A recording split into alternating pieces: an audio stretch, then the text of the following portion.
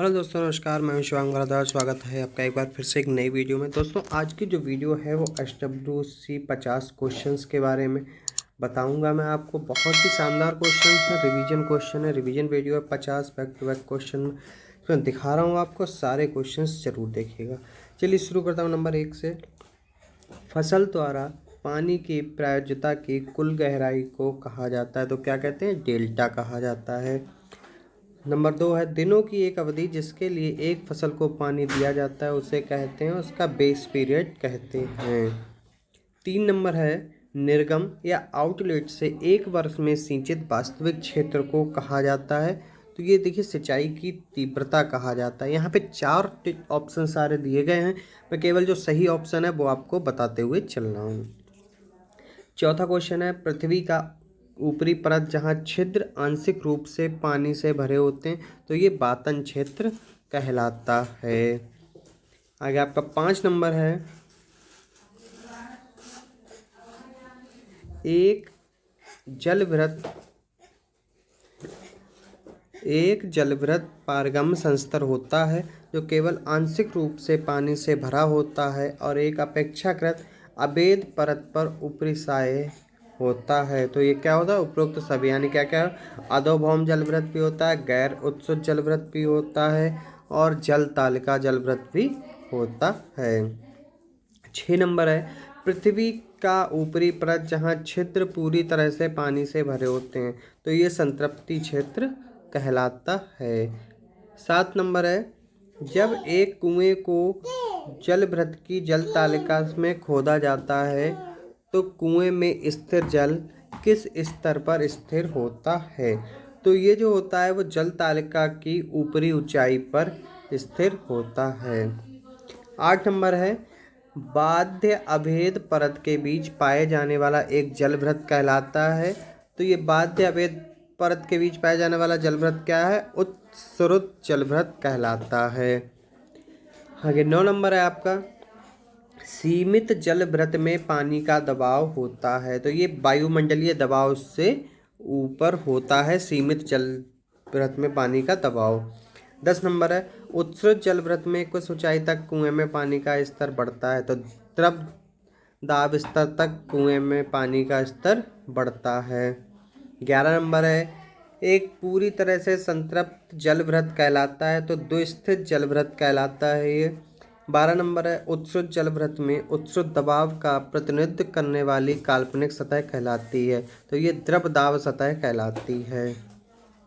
आगे 13 नंबर है अर्ध सीमित जलभृत में जब दो जल स्तरों को कम करते हैं तो उनके बीच के समय अंतराल को कहा जाता है, तो क्या कहा जाता है?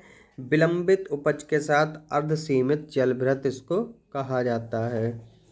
14 नंबर है एक ऊंचाई वाली जल तालिका निम्न में से किसकी विशेष स्थिति है, तो ये परिरुद्ध जलभृत की विशेष स्थिति है। ये 15 नंबर है जलभृत के गुण किस संदर्भ में व्यक्त किए जाते हैं, तो ये सभी सही है। किस संदर्भ में? द्रव चालित वाहकता के संदर्भ में, विशिष्ट उपज के संदर्भ में और परेशनीयता के संबंध में, ये सभी में व्यक्त किए जाते हैं। चलिए 16 नंबर है अर्ध सीमित जलभृत में तात्कालिक उपज के साथ अधोभौम स्तर कम होता है, एक साथ द्रव स्तर के साथ इसका अधोभौम स्तर कम होता है। 17 नंबर है च्यवन कारक निम्नलिखित में से किसका गुण है, तो जो च्यवन कारक है निम्नलिखित में से अर्ध परिरुद्ध जलभृत का कारण है। 18 नंबर है विशिष्ट उपज निम्नलिखित में से किसका गुण है, तो जो विशिष्ट उपज है वो गैर परिरुद्ध जलभृत का गुण है। 19 नंबर है एक अर्ध पारगम्य परत के लिए च्यवन कारक का मान किनके बीच होता है, तो ये 100 से 10 लाख मिनट के बीच इसका च्यवन कारक का जो मान होता है। आगे 20 नंबर क्वेश्चन है आपका पंप चलाने से पहले कुएं में पानी का स्तर स्थित होता है, तो स्थैतिक जल स्तर पर स्थिर होता है।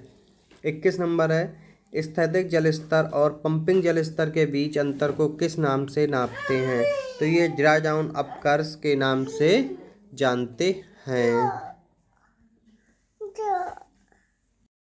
22 नंबर है, प्रति इकाई समय निस्सरित पानी का आयतन क्या कहलाता है? तो ये कूप उपज कहलाता है। 23 नंबर है, आर्किमिडियन स्क्रू निम्न में से क्या है? तो ये अल्प शीर्ष जलोत्थापक है। 24 नंबर है, पंप की विशिष्ट गति निम्न में किनके बीच संबंध प्रकट करती है? तो ये सभी सही हैं। किस किस के बीच करती है? पंप की गति, कुल शीर्ष और पंप निस्सरण। ये पंप की विशिष्ट गति इन तीनों के ऊपर निर्भर करती है। 25 नंबर है, एक पर्शियन व्हील 12 सेकंड में 24 लीटर क्षमता वाली बाल्टी को भर देती है, तो प्रवाह की दर क्या होगी? तो ये 120 लीटर प्रति मिनट की दर से होगी। 26 नंबर है, एक पर्शियन व्हील 230 लीटर प्रति मिनट के औसत निस्सरण से 50 घंटे में 1 हेक्टेयर गेहूं की सिंचाई करती है। सिंचाई की औसत गहराई क्या होगी? तो ये जो औसत गहराई होगी वो 6.9 सेंटीमीटर होगी। 27 नंबर है, कूप या नहर के निर्गम पर एक यंत्र का उपयोग सिंचाई नाली के निस्सरण को मापने के लिए किया जाता है। उसे क्या कहते हैं? ये जो भी ऑप्शन है सारे से क्या क्या? बंदिका होती है, मीटर गेज होता है और नॉच होता है। 28 नंबर है, पानी की एक परत जो बांधिका के ऊपर से प्रवाहित होती है उसे क्या कहते हैं? उसे नापय या नैप कहते हैं। 29 नंबर है, एक बंदिका के निस्सरण की गणना करने का आधारभूत सूत्र क्या है? तो ये Q = CL/H⁴ ये बंदिका के निस्सरण ज्ञात करने का सूत्र है। 30 नंबर है, एक संकुचित समलंबाकार बंदिका जिसमें नोच के प्रत्येक पार्श्व में एक क्षैतिज और 4 लंबवत ढाल होता है, क्या कहलाता है? वो सिपोलेटी बंदिका कहलाती है। 31 नंबर है, सिपोलेटी बंदिका की शिखा पर चौड़ाई 60 सेंटीमीटर है और शिखा के ऊपर पानी के बहाव का शीर्ष 30 सेंटीमीटर है, तो बंदिका का निस्सरण कितना होगा? तो इसका जो निस्सरण होगा वो 186 लीटर प्रति सेकंड होगा। 32 नंबर है, एक खुली नाली प्रवाह जिसमें किसी भी बिंदु पर प्रवाह का गुण नहीं बदलता है वह कहलाता है क्या? अपरिवर्तित प्रवाह कहलाता है। 33 नंबर है, एक खुली नाली जिसमें वेग एक क्रॉस सेक्शन यानी अनुप्रस्थ काट से दूसरे क्रॉस सेक्शन में बदल जाता है उसे क्या कहते हैं? उसे असमान प्रवाह कहते हैं। 34 नंबर है, एक खुली नाली में प्रवाह का वेग निम्नलिखित में से किसके द्वारा अवधारित किया जाता है? तो ये डार्सी के सूत्र के द्वारा अवधारित किया जाता है। ये 35 नंबर है, जलमार्ग से नालियों की ईंट या पत्थर की चिनाई के स्तर की संस्तुति की जाती है जहां निस्सरण क्या हो? 30 लीटर प्रति सेकंड से कम हो। आगे 36 नंबर है, सिंचाई जल को धारा, नहरों, गलियों और अन्य प्राकृतिक गिराव अपनमन के उस पार ले जाने के लिए एक ढांचा संरचना का उपयोग किया जाता है, वह है क्या है? ये फ्लूम या अवनलिका है। 37 नंबर है, भारी मिट्टी में कार्यक्षम पर्याप्त सिंचाई के लिए भूमि ढलान की सुरक्षित सीमा संस्थित की जाती है 0.05 से 0.25% तक। 38 नंबर है, बालू, क्ले और सिल्ट का सापेक्ष अनुपात किसके द्वारा निर्धारित होता है? तो ये मिट्टी की बनावट से निर्धारित होता है। 39 नंबर है, USWA USWA के अनुसार मृत्तिका या किले के कण का आकार होता है, तो ये 0.002 mm से कम होता है।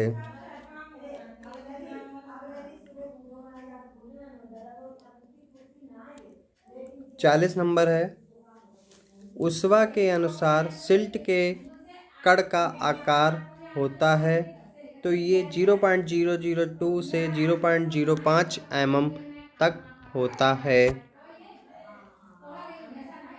USWA के अनुसार कंकर ग्रेवल के कण का आकार होता है, तो 41 का ये 2 mm से कम होता है।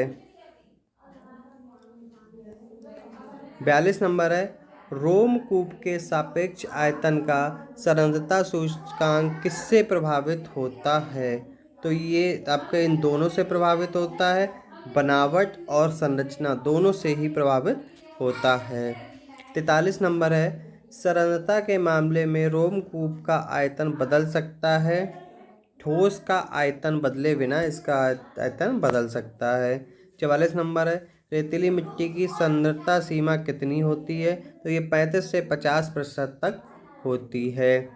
45 नंबर है, क्ले मिट्टी की सांद्रता सीमा कितनी होती है? तो ये 40 से 60% तक होती है क्ले मिट्टी की सांद्रता सीमा। 46 नंबर है, रोमकूप के आयतन और ठोस के आयतन के अनुपात को कहा जाता है, क्या कहा जाता है? शून्य स्थान अनुपात या वाइड रेशियो कहा जाता है। 47 नंबर है, प्रभावी सामग्री का वास्तविक विशिष्ट गुरुत्व क्या होता है? तो ये 2.65 होता है। 48 नंबर है, कार्बनिक मिट्टी के कार्बनिक पदार्थों का घनत्व प्रायः होता है, तो ये 1.3 से 1.5 ग्राम प्रति सीसी होता है। 49 नंबर है,